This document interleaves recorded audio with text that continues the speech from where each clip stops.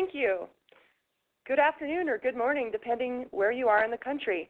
My name is Julie Poppy, and I thank everyone for being on the webinar call, State Prekindergarten Programs, a Decade of Progress. Today we have current fellows as well as alumni from the last 2 years of the program listening in. We also have our project staff, Robin Lipkwitz, Allison May, Fuan Nguyen on the line today as well. We know that some of you may be participating via the phone and not on the webinar platform, and we appreciate your ability to join in to listen in.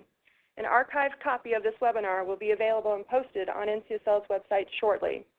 Once posted, Allison will send an email out to the listserv alerting you of the availability of the archived copy. We're looking forward to seeing the current fellows at the final meeting August 18th and 19th in Minneapolis. Our agenda is filling in nicely and will include a dynamic presentation on why to invest in early childhood from Art Rolnick, a senior fellow and co-director of the Human Capital Research Collaborative at the Humphrey School of Public Affairs at the University of Minnesota.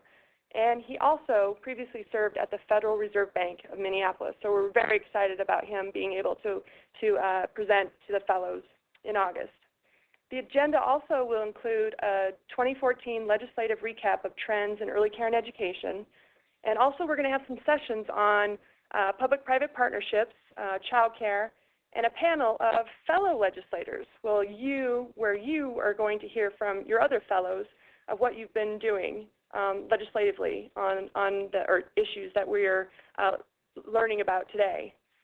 The meeting will end with a tour and a site visit of the Jeremiah program, which is a program transforming families from poverty to prosperity 2 generations at a time. So this tour and site visit will build on what we discussed in the final session of the May meeting. So our goal for the next hour is to make this presentation as interactive as possible. Should you have a question at any time about the presentation that you're going to hear, there are 2 different ways that you can ask. So the first way is via the phone, where we're going to open up the lines. And also the second way is by a chat box, which you will see on your computer screen. So if you missed all that, don't worry. The operator for this call will explain the procedure before the question and answer part of the presentation. So before I turn the call over to Steve Barnett, I wanted to give you a little information about him. So Steve has graciously presented to the Early Learning Fellows in Tampa during our first year, and again in Denver during our second year. So we are very thrilled to have Steve once again make a presentation to the Early Learning Fellows. So I'm going to just give an abbreviated version of his bio. You should see it on the screen now.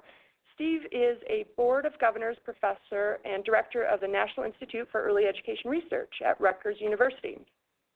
His research includes studies of economics of early care and education, including costs and benefits, and the long-term effects of preschool programs on children's learning and development.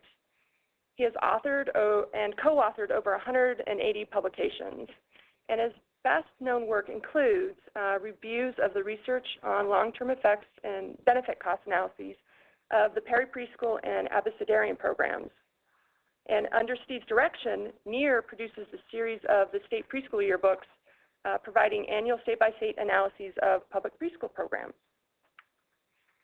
So today for the webinar, Steve is going to provide key findings from the annual Preschool Yearbook and highlight the data and national trends for how many children are enrolled in state-funded preschool programs and the quality of these programs. And then also he's going to touch on the spending of these state-funded preschool programs. He's going to provide some information about the last decade of progress since the first yearbook collected data 10 years ago.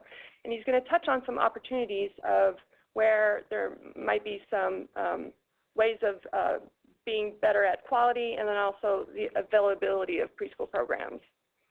So he's going to begin his presentation highlighting the latest research about program quality and effectiveness. So with that, I'm going to hand the call over to Steve. And Steve, the call is now yours. Okay, thank you, and thanks everyone for joining us. I'm going to proceed in the following fashion. First, I'm going to provide some background about what we know from research about preschool program quality and effectiveness. Then I'm going to go into how have states been doing over the last decade. And then we'll end up with Q&A, and I'm happy to talk about specific state examples that might be useful to you.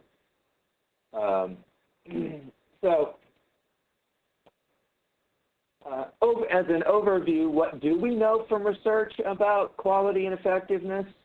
Well, the first thing is that good quality preschool is actually quite rare out there in both private and public sectors, although there's more of it in the public sector than the private.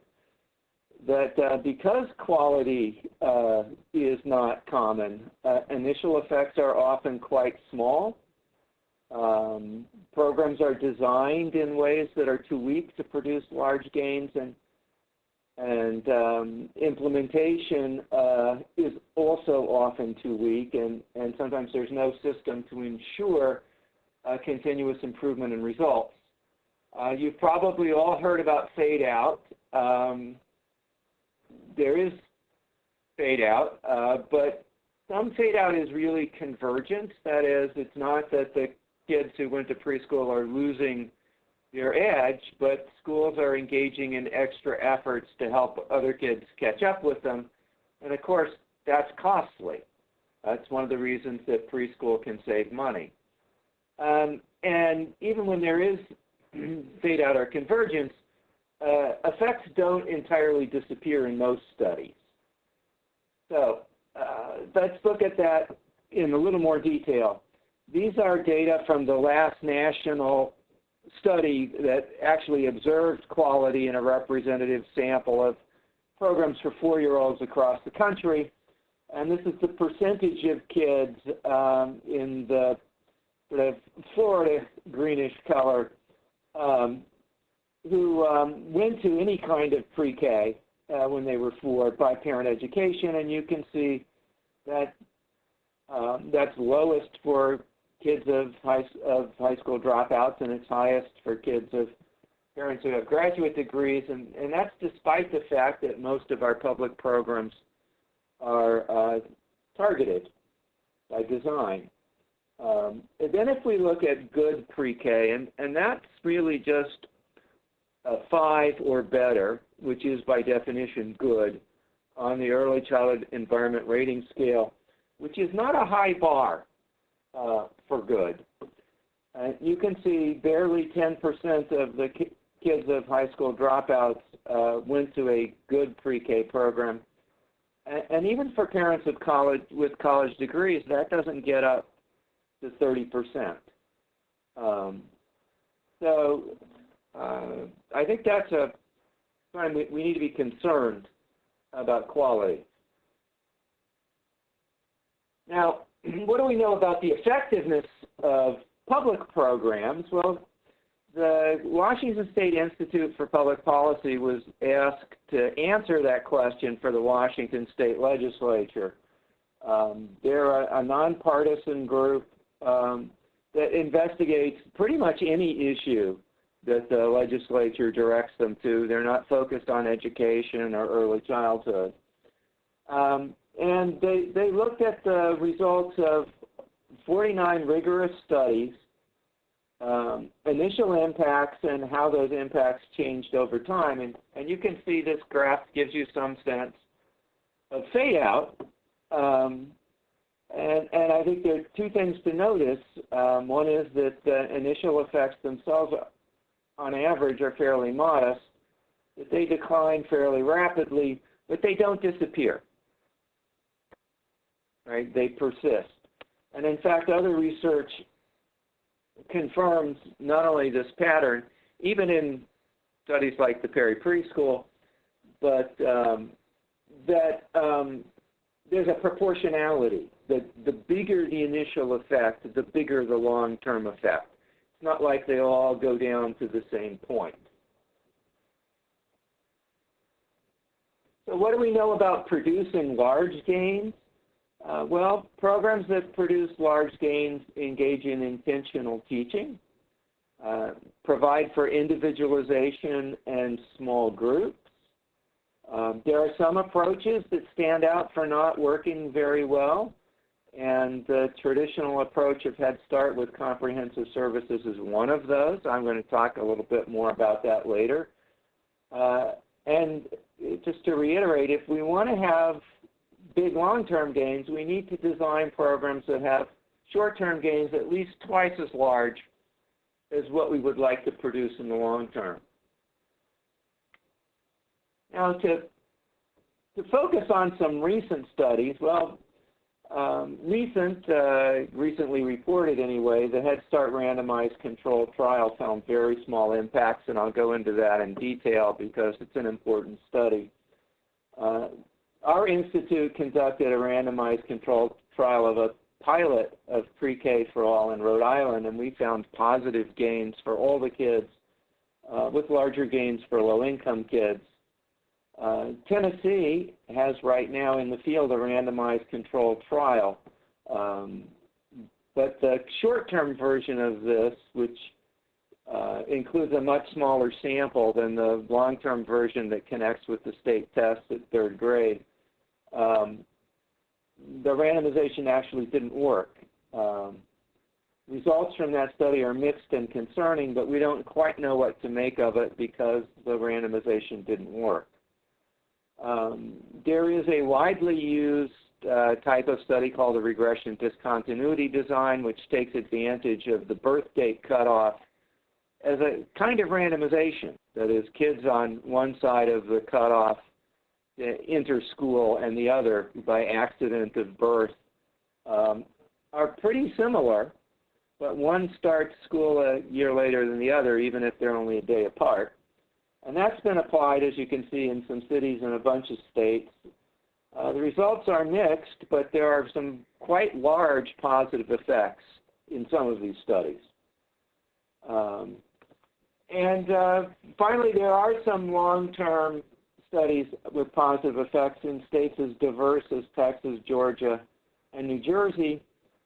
The New Jersey program of those three is by far the highest quality, and it has much larger long-term effects.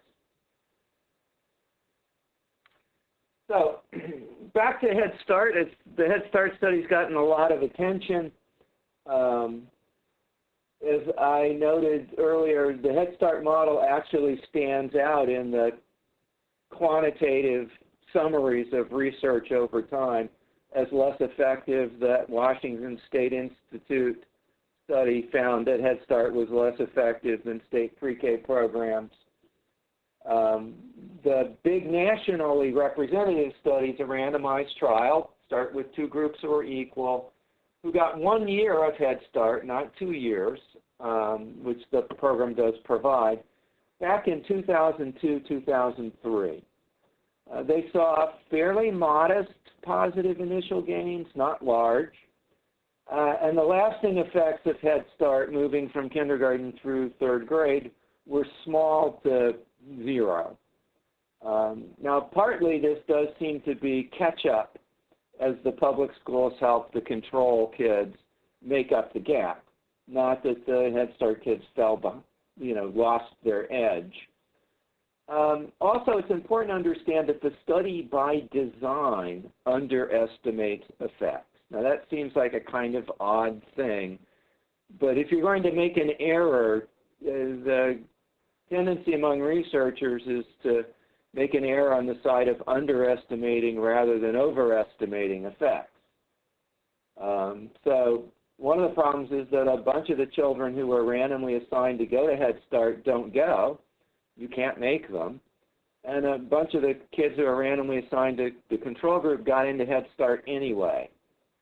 In addition, of course, control children can attend state pre-K and other programs that might not be very different or could even be better than Head Start. And finally, if you get a kindergarten class and you've got a bunch of Head Start kids who are now better off, you can give extra attention to the control children. The control children can learn from the Head Start children. Head Start children are less disruptive, meaning the class goes much smoother. So some of the benefits spill over to the control kids, and randomized trials don't have any way of picking that up. Having said all of that about why I think the effects are underestimated, I nevertheless think the effects are smaller than what we should expect from a quality program.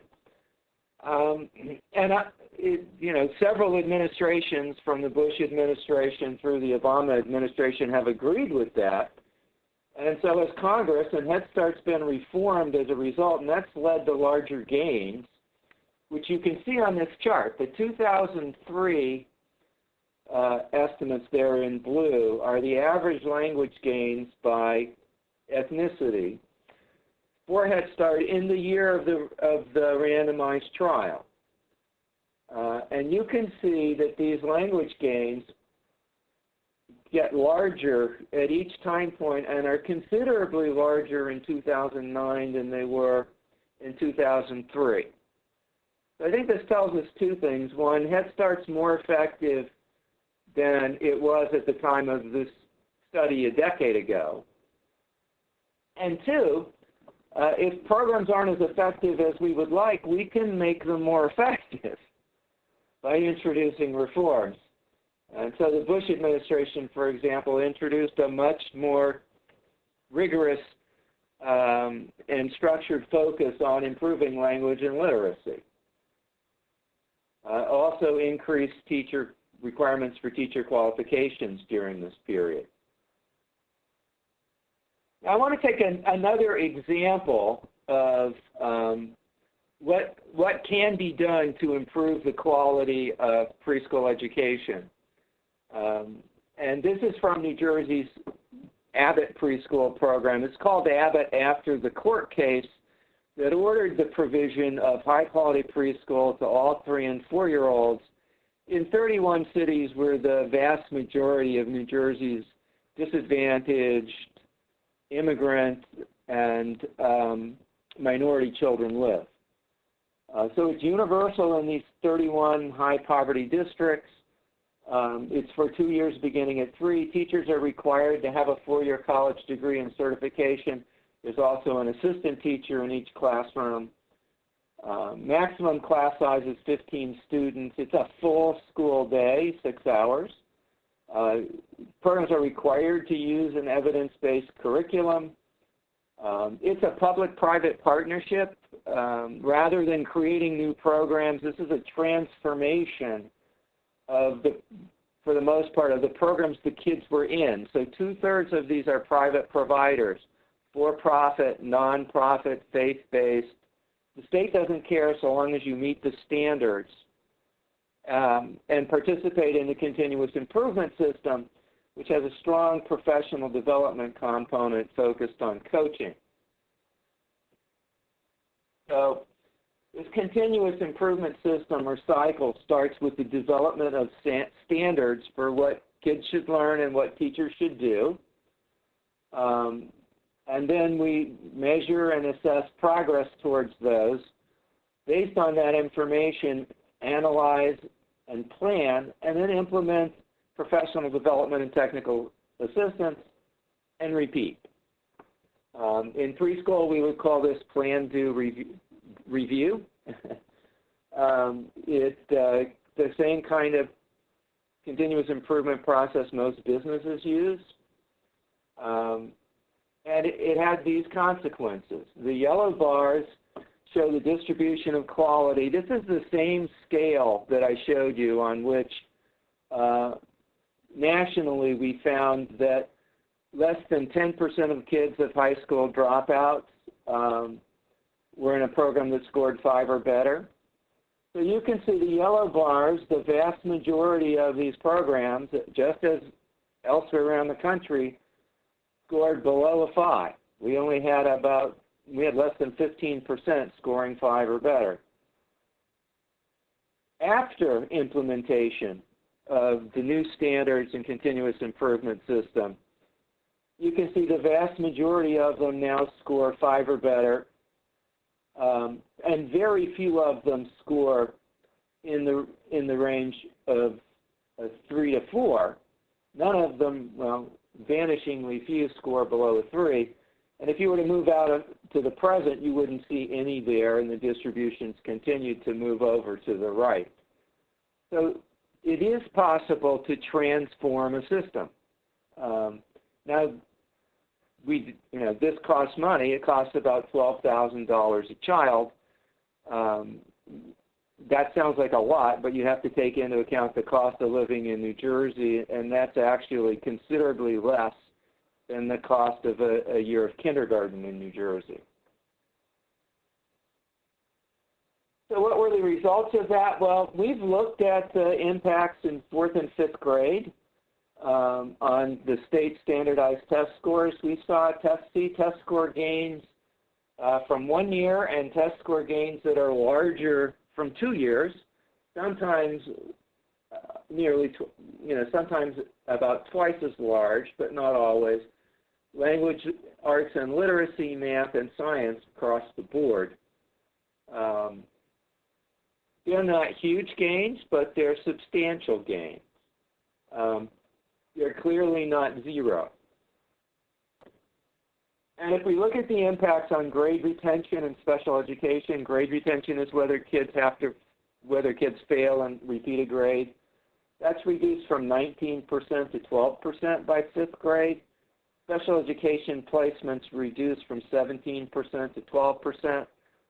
It's not a magic bullet, it's not a panacea, but it's a pretty big change when you think that this is system-wide, right? This is for all the kids. So, hopefully I've motivated you to be interested in what states are doing with state pre-K by this information. Now I want to move on to what are the long-term trends nationally? What do we know about state pre-K? Well, over the last 10 years, enrollment has more than doubled from 14% to 28% of 4-year-olds.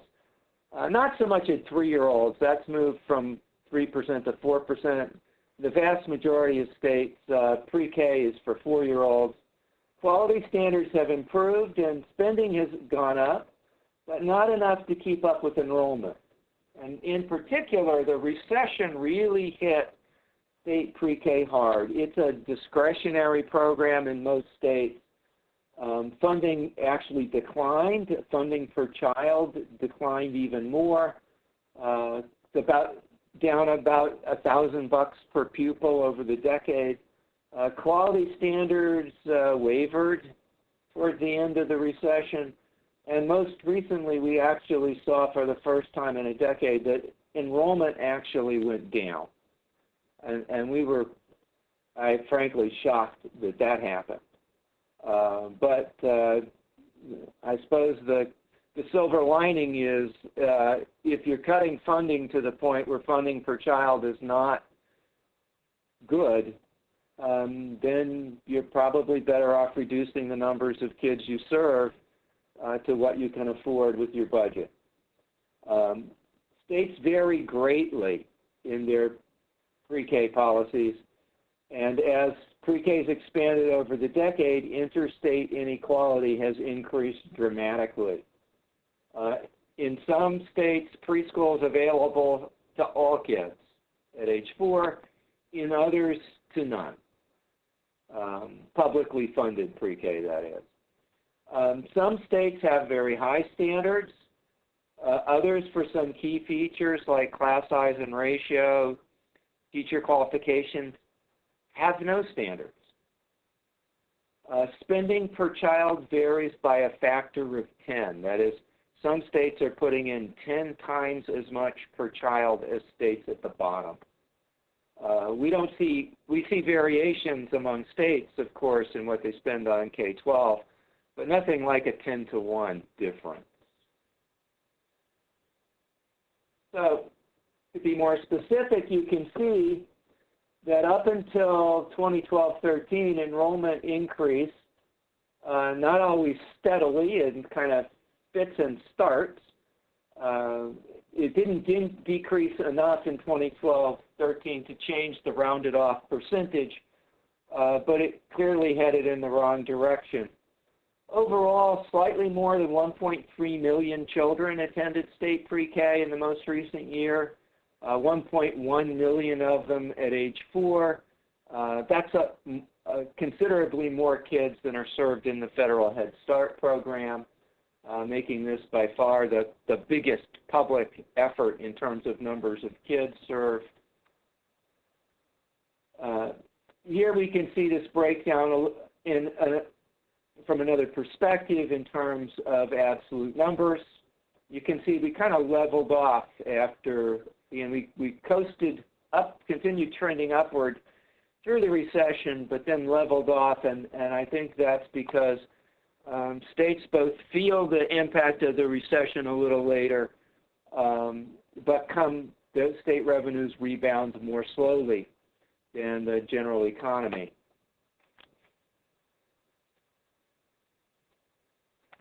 Now, this gives you a picture. Darker is serving more kids, lighter is serving less kids. This gives you a sense of the differentiation from state to state. You can see it's pretty dramatic. There is some tendency for the Northeast and the South to have more kids in pre-K, higher percentage, but there are exceptions like Wisconsin. It's not a red state, blue state issue by any means. You have universal pre-K basically in Vermont, West Virginia, Florida, and Oklahoma. They have very different histories, very different politics, but the same interest in supporting pre-K, public pre-K for young kids. If we look at the specifically at the states of the NCSL fellows, you can see on this chart how the percentage of 4-year-olds varies a lot among your states. Percentage of 3-year-olds doesn't vary as much, but still varies substantially. Louisiana serves a lot more 3-year-olds than most of your states. Florida, New York, Texas stand out as serving more than half substantially more than half the 4-year-olds.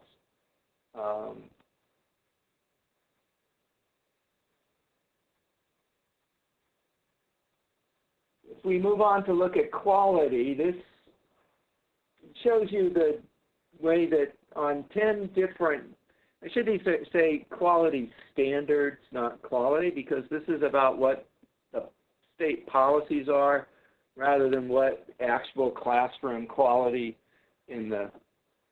might be observed to be, which is what we were looking at earlier. These are 10 benchmarks for policy standards that NEAR looks at. It is not meant to be an exhaustive list. It's not meant to be an indication of if you do all this, then everything is just fine. It's more of a necessary but not sufficient type of list. If you move all the way to the right, early learning standards, 100% of programs now have state early learning, comprehensive early learning standards, and I think they're all good. So this is something states have done a great job at. Slightly less than 80% require at least 15 hours of in-service training for teachers. That's not a high bar, 15 clock hours a year. If we look at other things on which a large percentage of programs meet the benchmark, class size of 20 or less, ratio of 1 to 10 or better, close to 90%, but two big states, Texas and California, are exceptions there. If we look at some of the other things, Whether a teacher is required to have a 4-year college degree, now we're down closer to about half the programs. We haven't made tremendous progress over the decade. Whether the assistant teacher is required to have any kind of credential, very few states actually require that. Screenings and referrals and other kinds of comprehensive services. There's screenings to make sure kids don't have hearing problems, vision problems that would interfere with learning. About 2/3 of programs require those. At least one meal, that's kind of a marker for whether you're paying attention to nutrition. It's a crude measure and one that we're not particularly happy with. It's less than half the programs that do this. And in particular, a lot of programs that are half-day don't require that a meal be provided. Our concern is that if kids are showing up hungry for half-day, this could be a serious issue. And, you know, banana and cereal with milk would qualify as a meal. So it's not a particularly high bar. And then finally, site visits. And what that is about is whether this goes to the continuous improvement system. I'm going to talk more about that again. Whether someone actually goes and looks to see if program practice is meeting the state standards. And you can see that's about 60% of programs, and it's declined. And that's one of the things that the recession really did cut into, because unlike some of these others, it can be fairly expensive. I don't want to exaggerate the cost, but it's not trivial to have someone on a regular basis go out to every program. Now, this doesn't mean they go check on them every year, which would be my preference, but does it happen on a regular basis? The reason that's important is because the impact of the program is so contingent on its quality, and you can put standards in place, but whether they're actually effectively implemented, you can't really tell without someone, a coach, a mentor, or monitor, somebody checking and giving them feedback. This again summarizes how the states that you represent score against all of these benchmarks. You can see there's a pretty wide variation. Alabama and one of Louisiana's programs meet all of them. Several states come very close. Texas meets only 2. Florida meets only 3. These are serious problems. They're not all equal. I mean, you can't just add them up, and one state's 7 could be better than another state's 9, depending on which criteria they are. But when you get down to 2 or 3, there's some serious questions that ought to be raised about effectiveness, and in fact, Texas does have an evaluation indicating that while the program has positive long-term effects, they're really, really small, probably as small as what's called no effect for Head Start, if not smaller. Okay, program evaluation. We do ask questions. We ask a lot of questions in the survey besides what I've just gone through. You can see that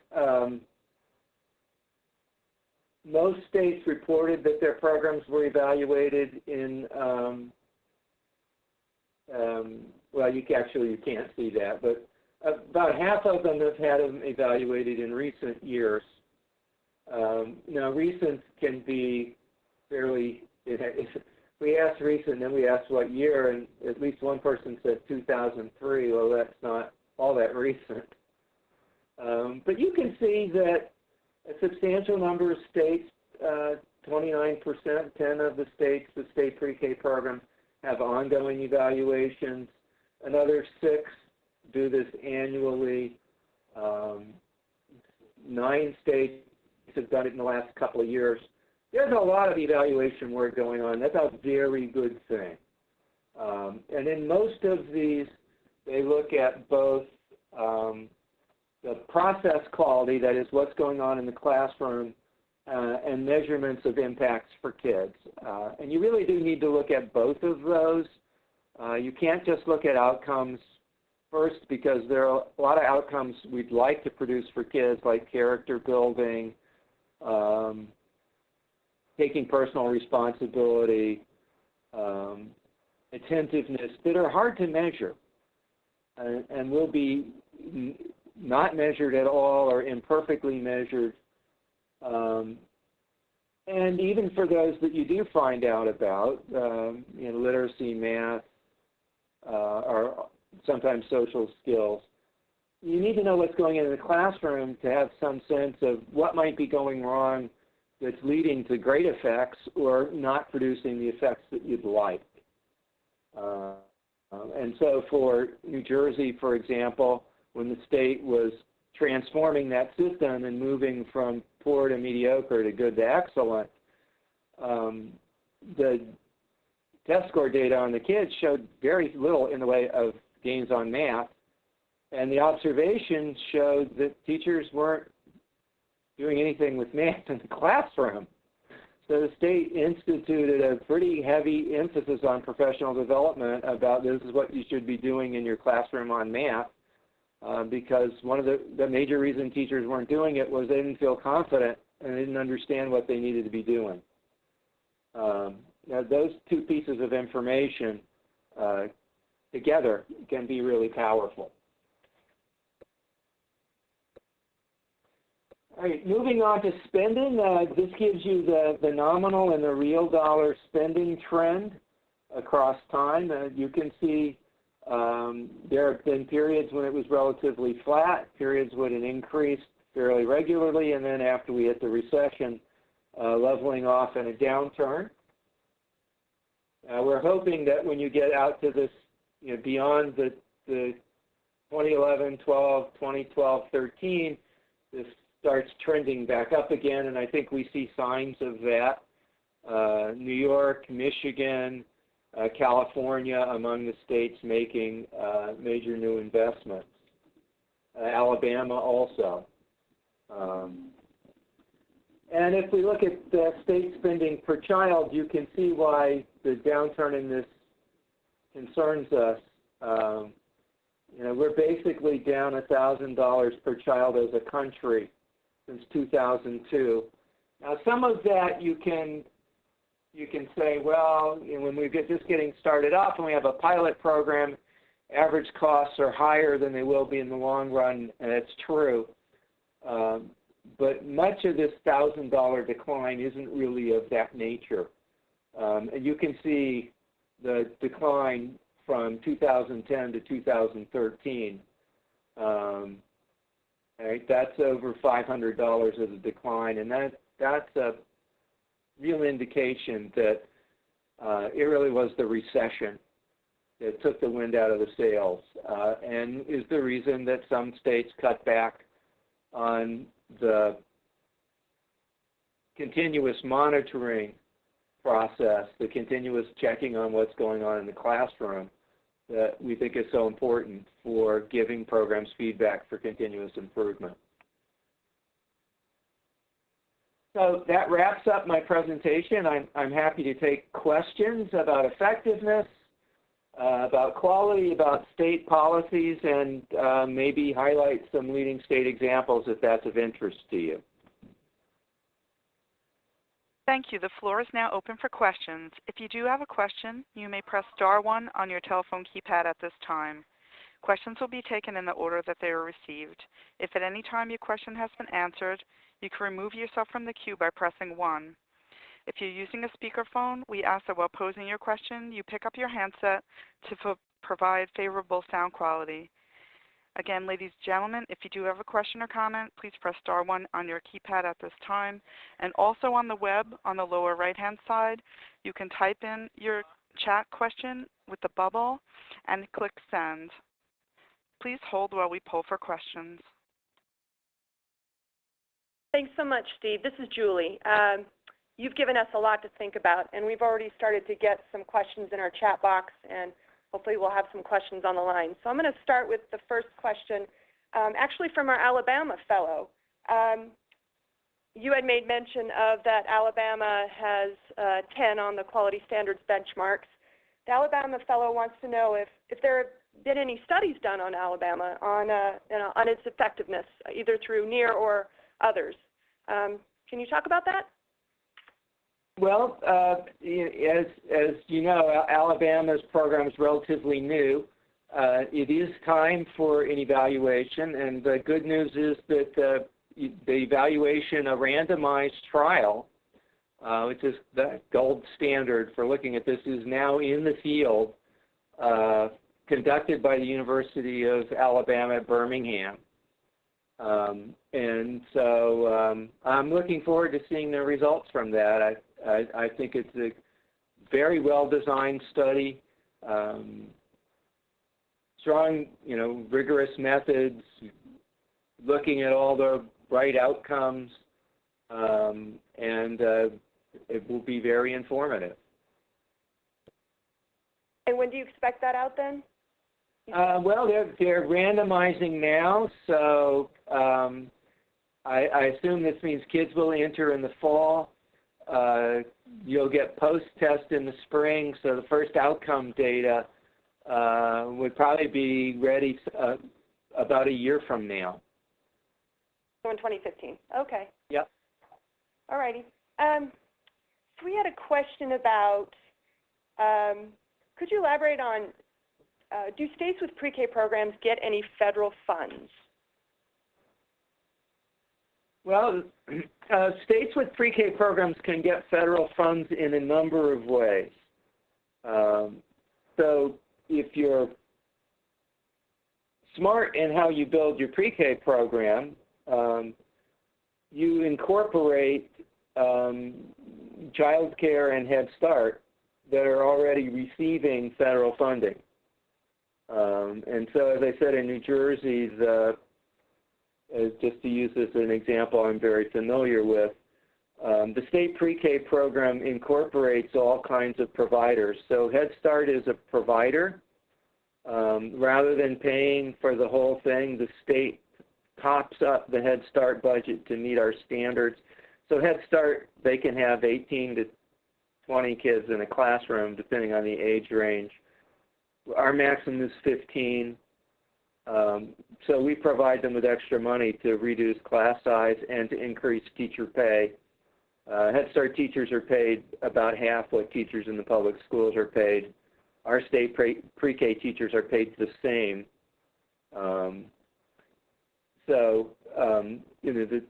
You could say we're getting all of the Head Start dollars in those communities into state pre-K. Local districts get Title I funding. It doesn't go through the state. Title I funds can be used for pre-K. And then there are some specific federal programs like the Race to the Top Early Learning Challenge Grant. That provides money for systems building, not for slots. So it helps you build your system, and a lot of states get that, but it doesn't help, it doesn't actually fund an individual child. There is a new preschool grant program that I expect out from the federal government later in the year. It's not a lot of money, but it will provide money that states can use to actually fund improvements in quality and increased enrollment. But it's very small. Thanks for elaborating on that. I'm going to go ahead and see if there are if there's a question on the phone. There are no telephone questions at this time. Okay. I will go ahead and let's see. Another question we had here is, can you elaborate on leading state examples? You had mentioned in your last slide leading state examples. So can you give a few? Well, I think Alabama is an example. Now we don't have outcome data, and we won't for another year. But the way the state has developed the program, setting very high standards, funding it at a reasonable level, and basically expanding the program only as fast as the program could be expanded and meet those quality standards, I think is a smart way to proceed. So I think it's an interesting example. Louisiana has some very creative approaches to engaging with private partners. They have multiple state programs in order to accommodate that, given their constitutional limitations, which are different from New Jersey's. Right? We have faith-based providers as part of public education, and no one seems to think that's a problem. And so I think the New Jersey program in the Abbott districts is another example. It has probably the highest standards.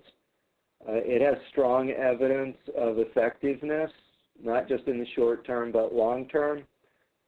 People come from all over the world to see this program in low-income urban areas, and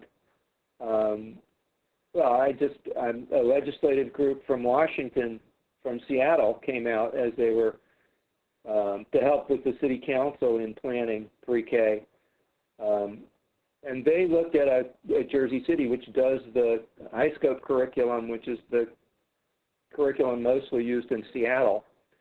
Having toured their own programs and then seen these in New Jersey, I think they were shocked. These programs didn't look anything like theirs, and I think they were surprised at how much better a preschool program could look in terms of educational effectiveness, and that they could see it themselves. Vermont's an interesting case. Vermont has proceeded by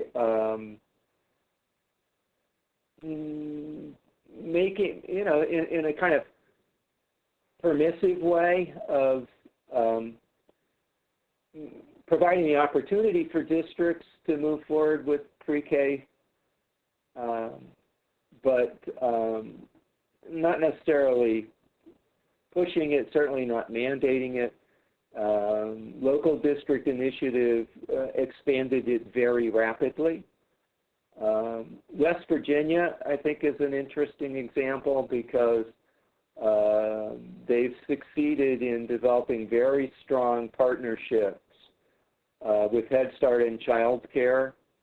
And sometimes these programs are very siloed, do not cooperate, do not work together well, leave the federal resources kind of stranded, give the state no leverage in terms of improving the quality of Head Start. In West Virginia, they seem to have incorporated them seamlessly into a universal pre-K program, and that has a lot of advantages in terms of state influence over state pre-K, just as it did in the Abbott districts. Head Start, the federal grant pays most of the costs, but you do take the state's money, and once you take the state's money, you have to play by the state's rules. And the state's got people, basically, just as an aside, what does this public-private partnership mean in many of these places? Well, I will tell you, in New Jersey, if your observed quality falls below an acceptable level, you're just fired. Right? The teacher's not fired, the provider is fired, and they hire somebody else to do the job. And that's a pretty effective way of, you just don't permit anybody to be low quality if they are there removed from the system. And that applies to all of the providers. Now, you don't have to actually remove that many of them. They want to be good. But they need technical assistance and support and sometimes resources in order to accomplish that. Thanks, Steve. We're getting a lot of questions in the chat box, so I'm going to try to get through them. But I did have one question about, could you talk about the work that's going on in states that do not have state-funded preschool? We have some fellows from those states on the call, and I was just wanting to get a sense of, is there work being done in those states? Oh, absolutely. There's work that goes on at the local level with individual cities and school districts. There's work that goes on in governor's office and legislatures in planning, doing studies, developing pilots. So I think there's a lot going on, and the new preschool development grants that are expected later this year from the federal government will have a specific part set aside for states who don't have pre-K programs now to apply and get started. That's great. So and then also thinking about developing something, it's a good opportunity to get some federal dollars to get off the ground. Thanks, Steve. And then also in your yearbook, you do highlight those states and the policy work that they've been doing. And state pre-K is only one program, right? So there are other ways of investing in early learning through Head Start, supplementing the Head Start program, through increasing the quality of child care, through home visitation programs. Utah has a computerized home literacy program that parents can use with their kids. So there are a variety of different things related to early learning that you can do besides a state pre-K program. Right. Do you mind scrolling down? Great. So I had a question here also about if you're one of those states that's sort of lower on the quality benchmarks, which benchmarks would you focus on? Like specialized training, or would you do more of the site visits, or could you get a sense of that? Well, that's a difficult question because I think they're interactive. Class size and ratio is probably the easiest one to manipulate and get results. It really does matter. We know that one-on-one and small group is more effective. When you have too many kids, basically the more kids you have, the less of that you do. Teacher quality is important, and teacher quality can be improved either through ongoing training or pre-service preparation, preferably both. But that the monitoring piece, which I think of as more like using a GPS rather than compliance monitoring. The purpose of this is to see what's going on and give people feedback so they can improve. And if you're doing effective training, it really is professional development focused on an individual teacher's classroom. It's not general, what should I be doing, generically. It's what could I, Mrs. Peabody, be doing better in my classroom, and somebody's got to go in and look and give me specific feedback. Okay. Thank you. All right, now I'm going to read this question just because it's very specific to our Denver meeting. So it's from one of our fellows, and we were told in Denver two things that struck me. A bad program is worse for a child than no program at all. And the real gains for at-risk kids come with 2 years of pre-K, not one. Does your research support these conclusions? Do we see the former effect in those states with higher level of pre-K attendance but low quality? Well, I think it is true a bad program is worse than no program at all, but you always have to keep in mind what's the counterfactual. And what bad is really relative to the alternative. So is the alternative the kid will be home with mom, or is the alternative the kid will be in really bad family home daycare? Which is, so it depends on what happens. If I don't offer this program, where will the kid be, and how much worse will that be than what I'm offering? That's really the relevant comparison. Right. I think there is some indication in the research that the federal child care subsidy program, as implemented by the states, has two kind of different effects. One is to put kids, particularly in family home daycare, that is worse than what they would have been in, which might have been at home. But there's also some extent to which this program leads to a shift from family home daycare to centers, and that's on balance positive. So I don't think we really know on balance, is this good or bad for kids. It might be a little bad, it might be a little good, but I do think we know that compared to the alternative of giving them good programs, we're really missing the boat. Now, 2 years versus 1 year, no. Right. Every year of a child's life is important. There are real gains from 1 year. There are more gains from 2 years. I think this, if the time is used effectively, there are more gains from a full day than a half day, and that 2 years of half day might give you about the same as 1 year of full day. So time does matter. The effective use of that time is really important, but it doesn't mean that 1 year of half day is just a waste and can't be effective. Because we have clear examples where 1 year of a half day has been effective. Has been effective, okay. And I guess just to follow up on that, your answer, is there any trend nationally of states expanding programs to include 3-year-olds? It may be too small to call it a trend. Yes, there is an uptake.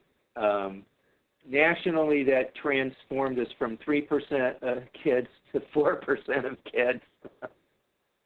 Right. But that is because more states are taking it up. So Vermont just moved to offer preschool to all 3-year-olds. That's a first.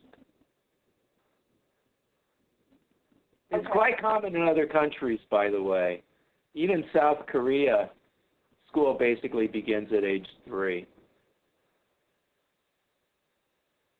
Okay. So we are very close to ending the call here. I know I wasn't able to get to all the calls in the chat box, but I feel like I'm going to end with this one question just because it's pertinent to legislators. Are there any questions you recommend we ask our pre-K providers that we should be aware of as legislators? Well, I think one actually that was also mentioned in the chat box is there's a big trend. A lot of the foundations are pushing 2-generation models. There's not a shred of evidence for this. The history of early childhood is littered with failed 2-generation models. Now, we can argue, researchers can argue about why that is, but I don't see much difference between the new models being proposed and the ones that have failed one randomized trial after another. And it's possible if we spent enough money on it that we could have successful 2-generation models. It's absolutely not true that models focused on the kids alone don't work. And it's absolutely not true that we have evidence that 2-generation models are more effective. They're more expensive, I will guarantee you that. If you're not spending more money on it, you're just doing a weaker program. I think this has been one of the problems with Head Start.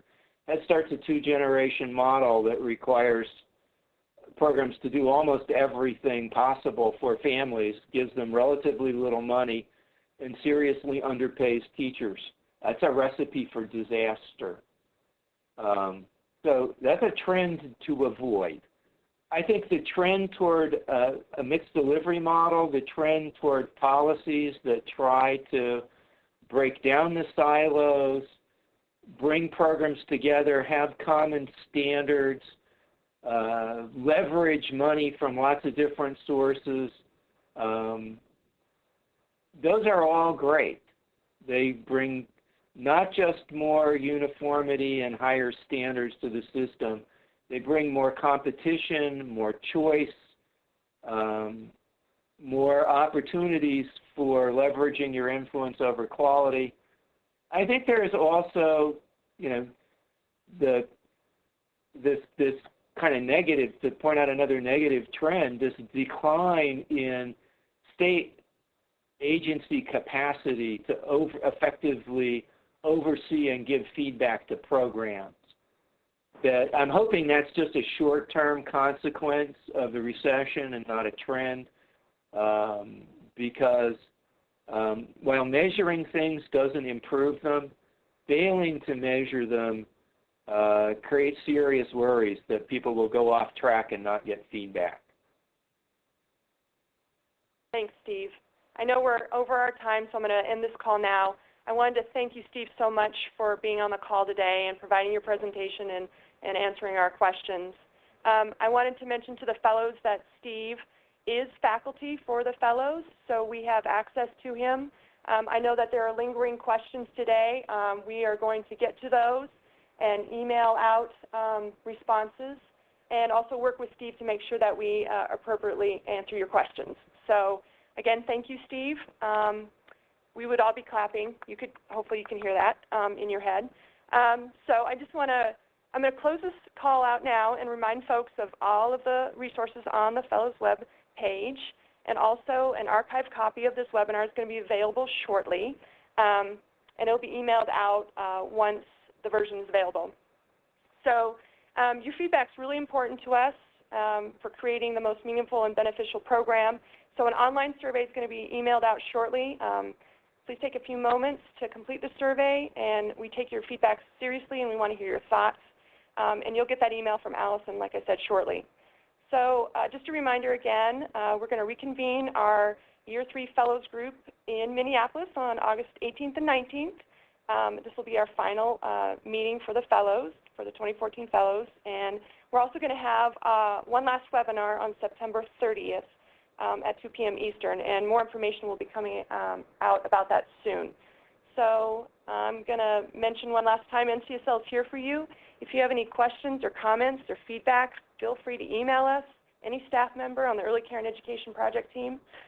We also invite you to email any relevant information to your fellow colleagues about what's going on in your state to the email distribution list that you see on the screen now. So with that, I'm going to close this webinar, and on behalf of the project staff, I thank you so much for participating, and have a great rest of the day. Thanks.